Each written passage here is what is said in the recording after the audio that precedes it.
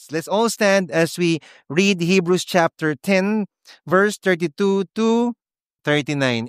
Verse 32, but recall the former days when after you were enlightened, you endured a hard struggle with sufferings, sometimes being publicly exposed to reproach and affliction, and sometimes being partners with those so treated. For you had compassion on those in prison, and you joyfully accepted the plundering of your property, since you knew that you yourself had better possession and an abiding one. Therefore, do not throw away your confidence, which has great reward, for you have need of endurance, so that when you have done the will of God, you may receive what is promised. For yet a little while, and the coming one will come and will not delay. But my righteous one shall live by faith, and if he shrinks back, my soul has no pleasure in him. But we are not of those who shrink back and are destroyed, but of those who have faith and preserve their souls. Lord God, thank you for the reading of your word.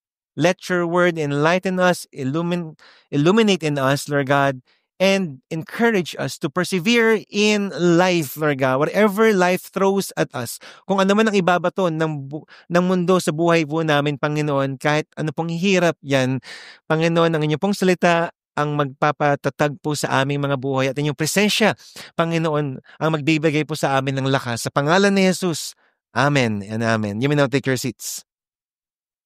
We are on our 10th week of our series, Better Than. Better Than. How many of you here agrees with me that Jesus is better than anything else in the world? Come on.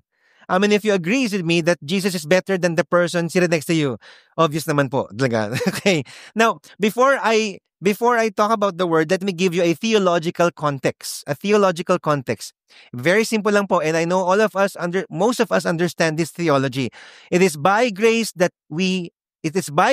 God saved us.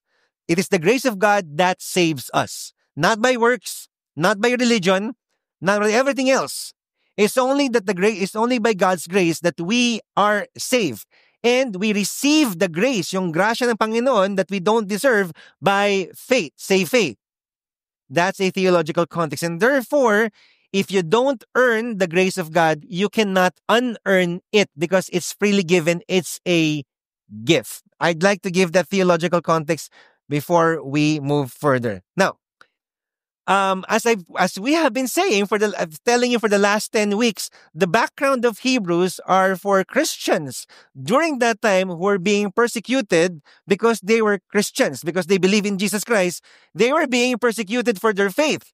And so they want to go back to their old life or their old religion. They want to go back, Judaism, yung mga Jewish Christians, I want to go back to my old religion because at least I am saved from persecution. So the author argued, why go back there when Jesus is better than the old? So you'd know that already by now, I hope. All right? Now, let me give you a fresh background naman so that you'll have a better angle.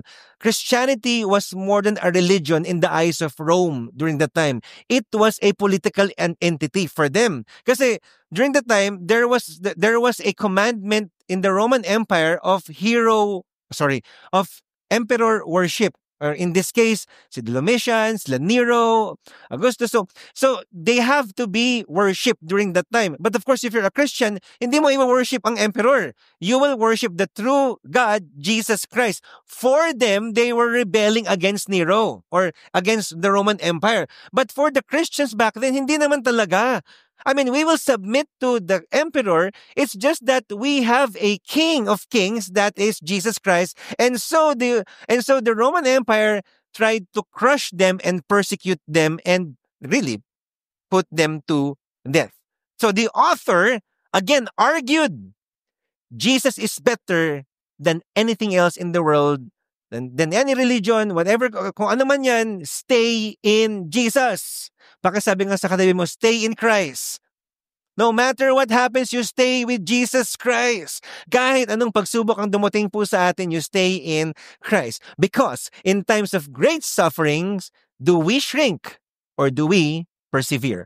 That's the question chapter 10 is asking us. So let's try to dissect God's word, how do we answer this question? No? Verse 32, but recall the former days when after you were enlightened, you endured a hard struggle and sufferings. Para sinasabi ng author, di ba, nung first wave of persecution, kinaya naman ninyo. Yung first wave of sufferings, kinaya naman ninyo, kaya nyo rin to. Parang ganun. How many of you here, nagkaroon na kayo ng matinding pagsubok sa buhay? Taas ng kamay po. Yung iba wala pa. Ang galing naman. Wow! Walang pagsubok. Ang galing. Ulitin natin na, how many of you nagkaroon na ng matinding pagsubok sa buhay? Taas ng kamay. Ayan, tataas kayo ng kamay. Ganyan talaga, no? Mga Pilipino. Pag second question, tsaka magataas ng kamay. All of us here, we experience severe sufferings. And then the author was telling them, kinaya naman ninyo dati, di ba? Kaya nyo to. And so, but may nakalagay diyang but. May nakalagay na but. Ibig sabihin sa exegesis or the art of interpreting the Bible, kailangan maintindihan mo kung ano nangyari bago yung but na yon. It's called the preceding verse is important for you to understand that. So ano pinanggalingan ng verse 32?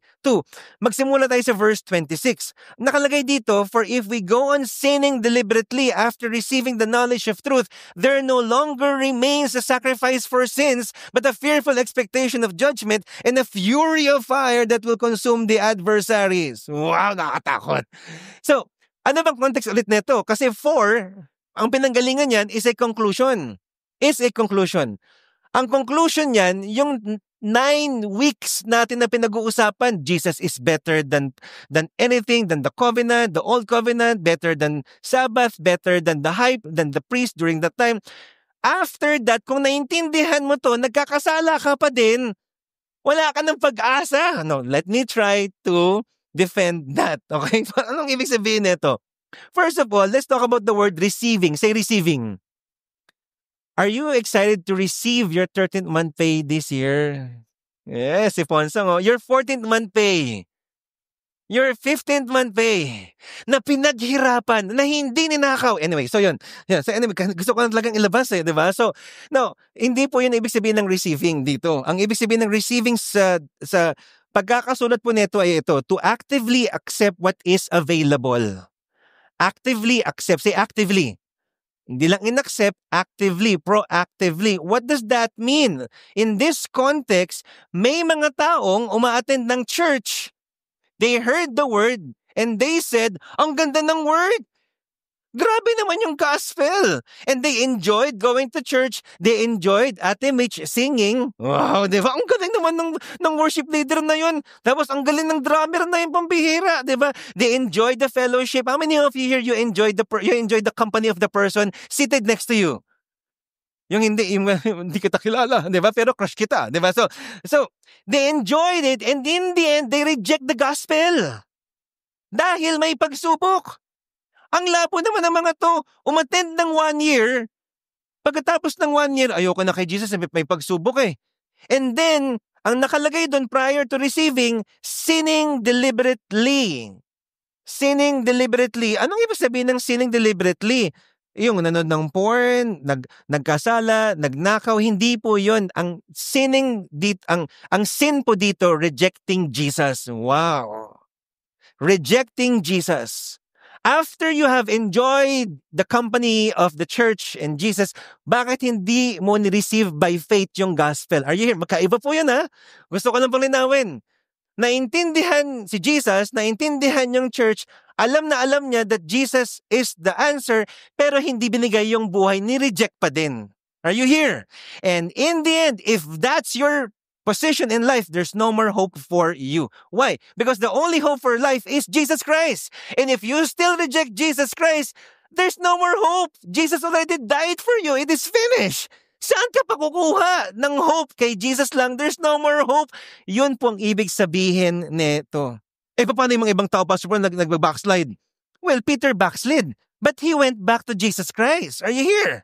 He repented. Iba po yun. Ito po kasi, utter rejection of Jesus Christ. Ayoko na sa'yo, Jesus. Bahala ka na.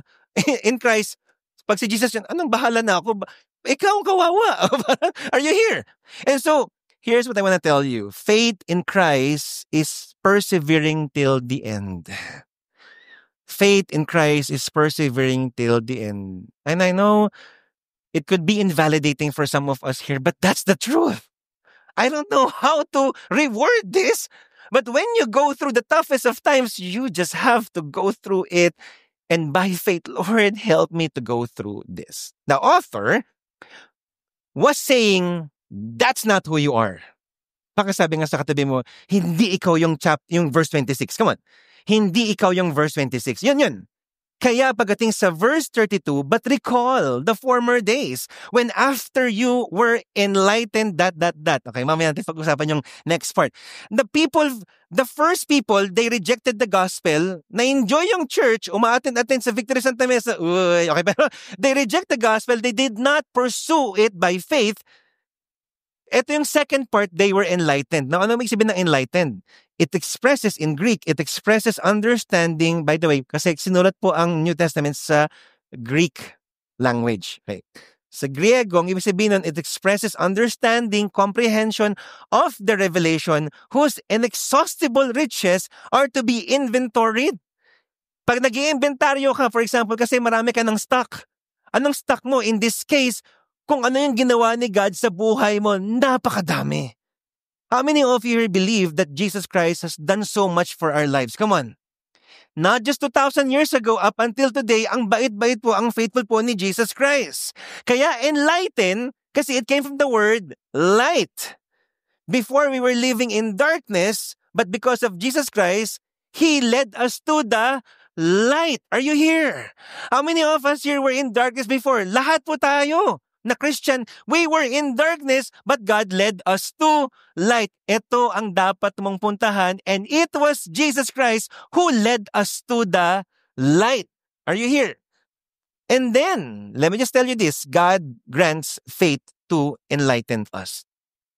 God grants faith to enlighten us. Lord, help me to believe in you. It is actually God who's moving in your heart so that you will be enlightened by the gospel.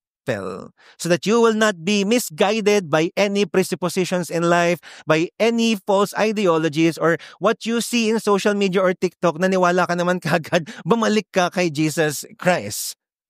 And so what happens is this, the Lord wakes us up to know that we are so sinful and we need the gospel. And so we need the light. Kailangan natin yung liwanag ng Panginoon at siya lang makapagbibigay nun po sa atin. Pero, anong ginawa ng liwanag na yun sa mga Kristiyano nung binigay po ni Kristo? Ay, grabe. So, balik tayo sa verse 32. But recall the former days, yung first wave ng struggle ninyo. Number 1, you endured a hard struggle with suffering. Ang ibig sabihin po ng endured dito is to stay in the battle zone. Huwag kang aalis dyan. No retreat, no surrender. Lumaban ka. Just stay there. I'm gonna save you. Wow. Baka sabi nga sa katabi mo, lumaban ka.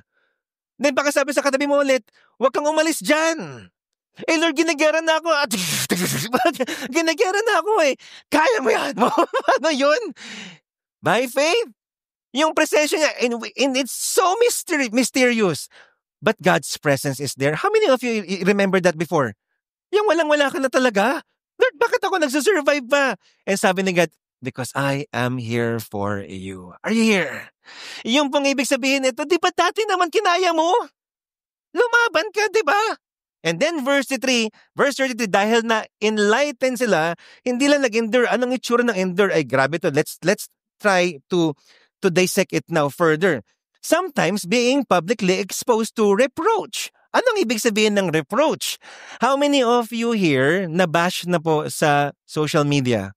Ikaw po, Ansong? Okay. Diba? Ako nabash na po. Noong 2017, hanapin na lang ninyo. Okay? After that, bahala na kayo sa mga buhay ninyo. Okay, so, ang ibig sabihin ng bash kasi sinaslander ka. Hindi totoo yun, pero in-slander ka. So, for example, yung si JR, grabe, maganakaw yan sa PUP. Ano yun? Saan galing yun? Kasi paninirang puri po yun, di ba? Sa totoo lang po, grabe, napakabait po ni Sir JR. Palapakin naman si Sir JR. Grabe. Eh, gwapong-gwapo si Jovi dyan eh. Alright, so, grabe, magaling na teacher. But anyway, people will slander your name. People will say anything against you. Wala lang. Ganon po nangyari sa mga Kristiyano. Kung ano pinagsasabi, mga rebelde kayo kay Nero. Ay, hindi Kailan kami nagrebelde? kailan kami nagrebelde sa Roman Empire? Wala kaming sinasabi magrebelde kami. In fact, we will help the government. Kasi yung ang turo ni Paul to help the government to be subject to the authority. Wala kaming sinasabi niyan. And so what happened was they were mocked and they were persecuted. And not just that, they were publicly exposed. Balik natin yung verse 33. They were publicly exposed. The meaning of publicly exposed there is the word theater. Theater. So ang dami nakatingin sa kanila, pinagbabato po sila. And not just that, pinagmumura po sila, pinagdudura po sila, pinapahiya po talaga sila. And they were being beaten to death. And some of them, they were being flagellated to death. Grabe po talaga, nakakahiya. But they endured that. How many of you knows you can also do that today? Wow. Enough nun. When I was doing this, kaya ko ba to, Lord? Tulungan mo ako. I mean, niyurakan na nga yung pagkatao ko, puros kasi nungalingan pa, tapos sinasaktan pa ako. And then here's what happened. Being partners with those so treated. Ay, grabe to. So let's just give an example to J.R. ulit. For example, he was the one who was persecuted, he was publicly exposed, talagang in-slander. Pero yung mga Kristiyano, ang sabi, hey, kaibigan ko yan. Kung ikaw po yun, kaibigan nyo si J.R., tapos po, naper-persecute na dahil Kristiyano ka, anong gagawin mo? Bahala ka na dyan, ha? Love ka naman ni God, eh. Di ba? Can you imagine? But they partnered with him. And the meaning of partner here is the word fellowship. How many of you here enjoy the fellowship of the person seated next to you? Ano po ang itsura ng fellowship ngayon sa buhay natin ngayon? Selfie. Here we are hanging out, #fellowship. Kasi we have reduced fellowship just to eating together or video okay or going to swimming pool. But during that time when you say fellowship, I am a partner of this person. Are you here? And therefore, handang mamatay with this person. Can you do that? And so when I was writing this, Lord, sorry, ganun ba talaga ako? And then verse 34, hindi pa po natapos doon. For you had compassion on those in prison. So may mga taong nakulong na, pero nagkaroon pa ng compassion yung mga taong na Christian na wala pa sa kulungan. Nagkaroon po ng transformation yung mga Kristiyano. From self-preservation, selfishness, and self-protection to being compassionate. And si Jesus, pag sinabing compassionate, hindi lang po awa. Sa Greek, splanchnizomai po ang tawag doon. May ganun po yan. May ganun yun. Can you say the word splanchnizomai? So pag naawa ka sa isang tao, talagang nadurog yung puso mo, ay my gosh, I am splanchnizomai right now. Anong isibihin nun? Ibig sabihin nun, namumove yung katawan mong tumulong at gumawa ng paraan para maserbisyohan mo yung tao nangangailangan. Hindi lang siya awa, gagawa ka ng paraan. In this case, hindi lang sila naawa doon sa na-persecute. Ay, tutulungan kita. Nagpunta sa kulungan. Yung gwardiya, sino ka ba? Kasi Kristiyano rin po ako. Di makulong ka na rin. That's compassion. Are you here? Lord, kaya ko ba to?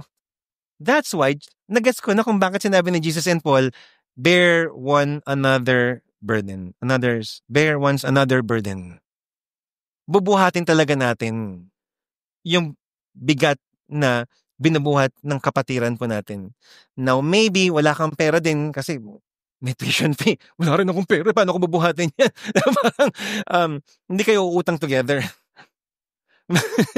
Utang tayo. Okay? But here's what we're gonna do. I'll be there for you. I'll pray with you. I will listen to you. I'm gonna find ways to how to help you. I don't have the means right now. But I will be there for you. Hindi ka tayo iiwan. Are you here? Are you here? That's bearing each other's burden. That's why we encourage to be part of a victory group. Don't just come here as if this is just a weekly spiritual event. Tapos wala na kayong pakialam sa buong linggo. Paano kung ikaw ay nangangailangan naman? Paano kung nabubulok ka na sa kasalanan? Or kung hindi ka nabubulok sa kasalanan, paano kung may mental health issue ka na? Sino tutulong sa'yo? The church. Eh hindi, ayoko maging pabigat eh. But Jesus Christ gave us a different picture of that. That's why we need the church. Now, that church may not really give you right now whatever you need. Kailangan ko talaga ng bayad sa business ko eh. Ako nga, wala akong negosyo eh. Pero I'm here to pray with you. I'm here to listen to you. And maybe there's something that we can do. I'm here for you as a brother and a sister. Are you here?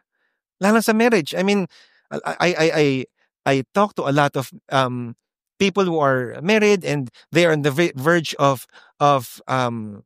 collapse and maghihiwalay na sila.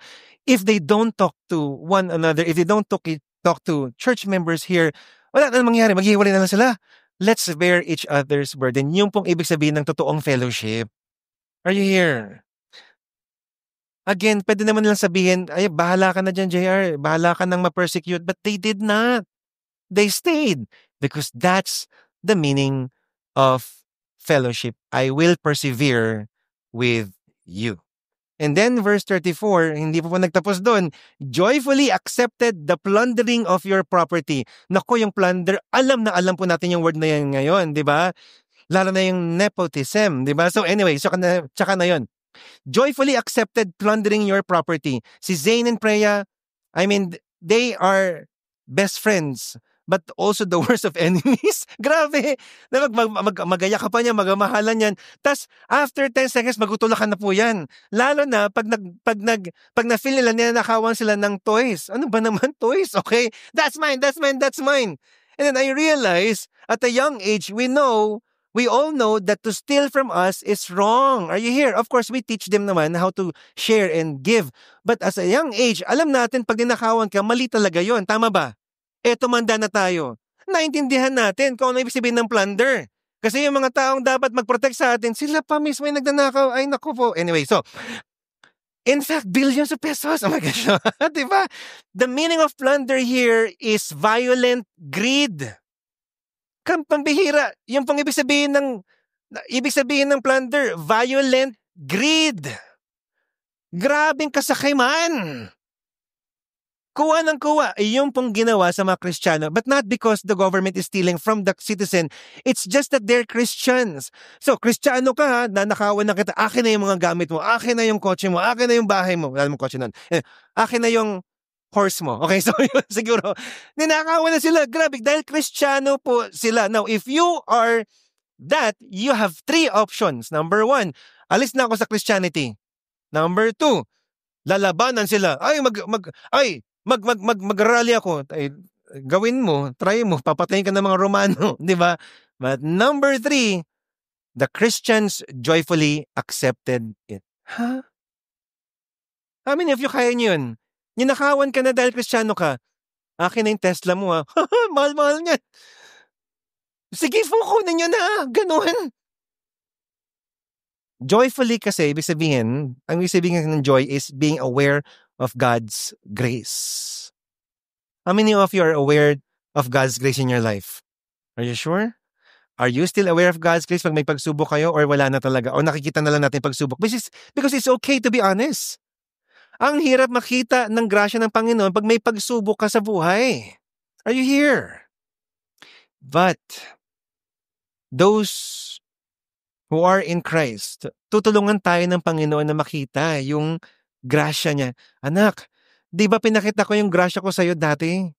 2,000 years ago, it is still the same grace I am giving you today. And therefore, you could have joy versus happiness. Kasi earthly happiness depends on circumstances. When there's no more circumstances, you are not happy anymore.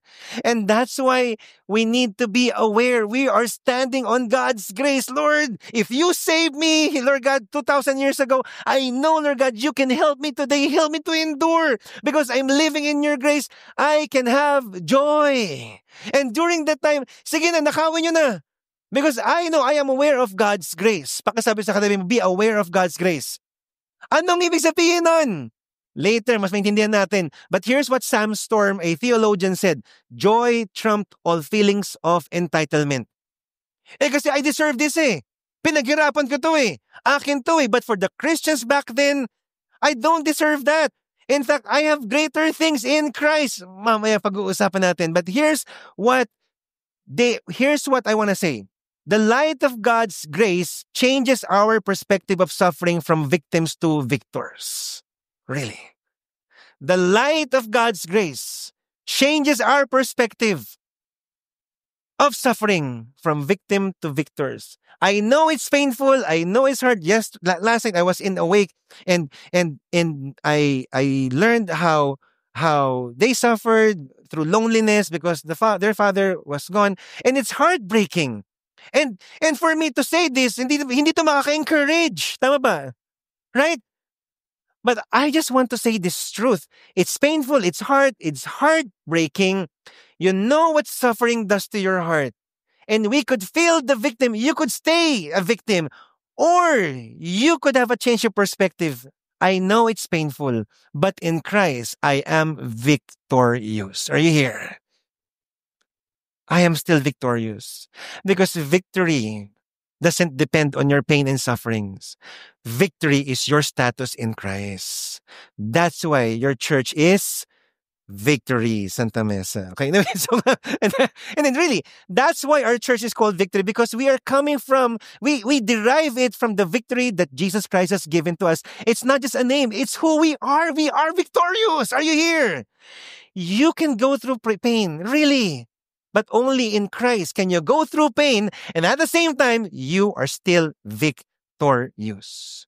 Back to the persecuted Christians back then. So they were plundered. Why were they plundered and still joyful? And here's the mother of all answers. For you had compassion on those in prison, joyfully accepted the plundering of your property, since you knew that you yourselves had a what? Better possessions and unabiding one. And that's the answer. How could they persevere? How could they partner with the Christian na nagsuffer? Because they have a better possession. Can you shout aloud the words, better possession? How many of you here, you have possessions right now? Hindi nagataas ng kamay yung iba. May suot kayong damit, that's a possession. Okay? How many of you have possessions right now? Yes. Why is possession so important for us? Because we paid for it. With our money. Hindi galing sa nakaw. Okay, so we paid for it. Tama ba? Pinaghirapan natin yan. That's why it's so important. It serves us. How many of you believe that your phones are serving you? Yes. It satisfies us. Lalo na kung pagkain. Well, pagkain possession ba yun? Hindi, no? Yung lutuan. Okay. It serves us. It helps us. And we enjoy possessions. Tama ba? Is it wrong? It's not wrong. Lands. Sino may mga lupa po dito? Yeah, may mamanahing lupa. Yeah. Tapos ang gulo ng pamilya, di ba? Anyway, so lands, cars, cars. Anyway, so ilang bang cars nyo? Anyway, so lands, cars, house, in businesses, phones, shoes, bags, appliances, money, investments. These are all possessions. And it's okay to be happy and find satisfaction in possessions. From it, protect it, guard it, steward it, kasi galing kay God, blessing ni God, and that's the point. Kasi blessing ni God. Can you say the word blessing? Because as Christians, we understand now that everything that we have comes from God. It's a blessing. We are blessed in Christ. Think of the topic last week's. Better promise, better rest, better mediator, better priest, better sacrifices. Kay Jesus, may mas magandang promise. You're safe and you will inherit eternal life. You have better rest. Yung totoong work-life balance na kay Jesus Christ. Are you here? And then you better mediator. Jesus can bridge us to God. Better priest, better sacrifice. Wala nang ibang sacrifice si Jesus na po. So that we could be forgiven, adopted in His family, saved, made righteous, set free from the grip of Satan. Be hopeful and be with Jesus forever and ever. That's your ultimate blessing. In fact, Colossians chapter 1, verse 12 to 13 says, giving thanks to the Father who has qualified you to share in the inheritance of the saints in light. In other words, may pamana ka kay God. Pakisabi sa katabi, may pamana ka pala. Sa mga walang pamana dito, okay lang kasi kay Kristo may pamana ka. Yun lahat yung binigay na yun. At sino yun? Si Jesus Christ mismo. And therefore, in Christ, we have everything we need, way more than the world can offer in quantity and in quality. Are you here? And when we understand that, here's my question for you today. Are we free from our possessions or possessions are enslaving us? That's the question today. Because for the Christians back then, okay lang, kunin nyo na yan. Because my blessing that's not my ultimate blessing. My ultimate blessing is this, na kay Jesus na ako. And that's why yung first wave ng persecution, okay lang. Sige, patayin nyo na ako. That's why Paul said, to live is Christ, but to die is gain. May mapaprofit ako dito. Ano yun? I will be with Jesus Christ forever na. But to live, okay pa rin naman. At least I can still preach the gospel. That's why the Christians can joyfully accept the plunder of those who hate them as Christians. Of course, I'm not saying na okay lang ma-plunder tayo ng mga politicians. And this is serious. The mga politicians, they have to go to jail. They have to pay what they have stolen. But that's not the case here. It's okay to get plundering from the government during that time because of their faith in Jesus Christ. It's okay. It's easier to give our tithes and offering and to be ultra generous because in Christ we have everything na. It's okay to be a blessing to the world, to the nations, because in Christ we have everything. That's why we can be better managers of what God has given to us, knowing that Jesus in Christ we are already blessed, and therefore God is the blesser. We put our faith in Him, not the blessings. And when we have that kind of mindset, Lord, this is for you. You are my ultimate possession. Are you here? Kaya sila nag-persevere. Okay lang. Magpe-persevere ako kasi ikaw naman ang possession ko, ultimate possession ko. That's why verse 35, therefore do not throw away your confidence, which has great reward, for you have need of endurance, so that when you have done the will of God, you may receive what is promised. What's the meaning of confidence here? Hindi lang po lakas ng loob. Ang ibig sabihin ng confidence dito, courage to appear in public. Pambihira. Nape-persecute na, Kristiyano ako! Okay, you hear? Preach ng gospel. Nagja-church pa din. May faith pa rin kay Jesus Christ. Okay lang makipag-partner doon sa taong Kristiyano na persecute kasi yung confidence nila na kay Jesus na, Lord, whatever happens to me here, I know that I am saved. And that's why verse 37, yet a little while and the coming one will come and will not delay. But, by the way, ang sabi ng author dito, guys, babalik ulit si Jesus. How many of you are glad na babalik si Jesus Christ? And that's the series next, after 3 weeks. Eschatology or the end times. Wow, be excited. Mag-invite kayo. Babalik naman si Jesus and He will not delay. Verse 38, but the righteous one shall live by faith, and if he shrinks back, my soul has no pleasure in him. What Jesus is saying is this. What the author was saying rather is this. Let's have faith and not shrink back. Hindi naman tayo papabayaan ng Panginoon. We have better security in Jesus Christ. Because in the end, Jesus will preserve His people. How many of you here are people of God? Raise your hands. Jesus will preserve you. Pakisabi nga sa katabi mo, Jesus will preserve you. And speaking of people, let me read to you my final verse. 1 Peter chapter 2. But you are chosen people. Wow. Royal priesthood. Holy nation. And guess what? God's special possession. Amazing. We are God's special possession. And possession here means belonging to Him. See, my kids belong to me, and I try my best to give the best for them. This church, Santa Mesa, was entrusted to me by God, and therefore I will give my best to lead it. But Jesus, my goodness, we belong to Him. And how many of you here believe that Jesus can give His best for us? Come on. And He already did. When He died on the cross and gave His life to us, He gave the very best, His life. And therefore, we have everything in life because of Him. We have everything in life because of what He did.